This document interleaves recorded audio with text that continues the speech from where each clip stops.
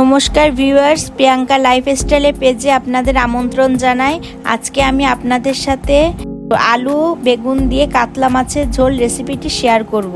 প্রথমে মাছে পরিমাণ মতো হলুদ লবণ মাখিয়ে রেস্টে রাখতে হবে 5 থেকে 10 মিনিট।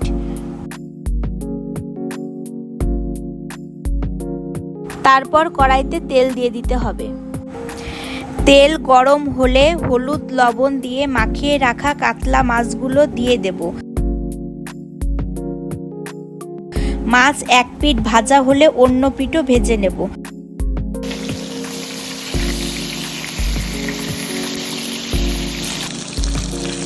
মাছ ভাজা হলে নামিয়ে নিতে হবে।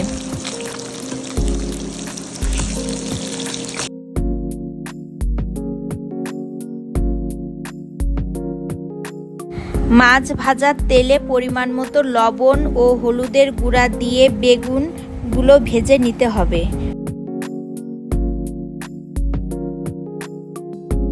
ঢাকনা দিয়ে ঢেকে দেব। ঢাকনা উঠিয়ে ভাজা বেগুনগুলো নামিয়ে নিতে হবে।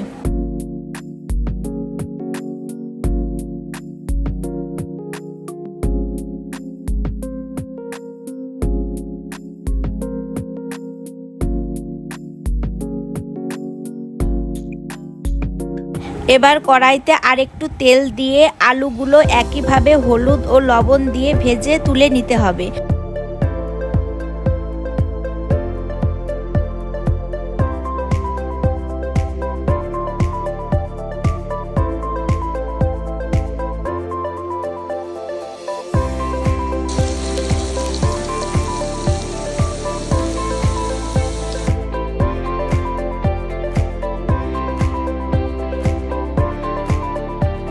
ওই তেলের মধ্যে 1 চামচ কালো জিরা, 5-6টা কাঁচা ঝাল ফোড়ন দিয়ে পরিমাণ মতো পেঁয়াজ দিয়ে দিতে হবে।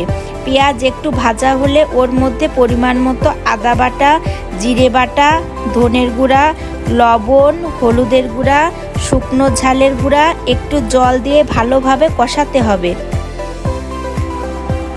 মশলা কষানো হলে ভেজে রাখা আলুগুলো দিয়ে দিতে হবে। একটু নাড়াচাড়া করে পরিমাণ মতো জল দিয়ে ঢেকে দিতে হবে।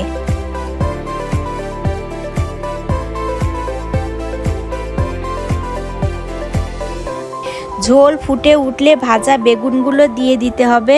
ঢাকনা দিয়ে আবার ঢাকতে হবে। আলু বেগুন সিদ্ধ হলে ভেজে রাখা মাছগুলো দিয়ে দিতে হবে।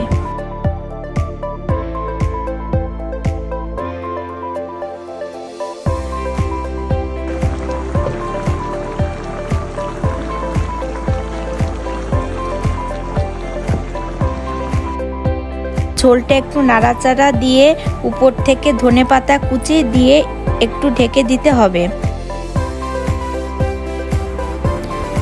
আলু বেগুন দিয়ে কাতলা মাছের ঝোল রেডি।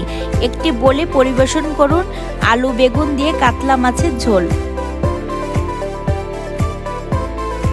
রেসিপিটি ভালো লাগলে লাইক, কমেন্ট, শেয়ার, সাবস্ক্রাইব করতে ভুলবেন না।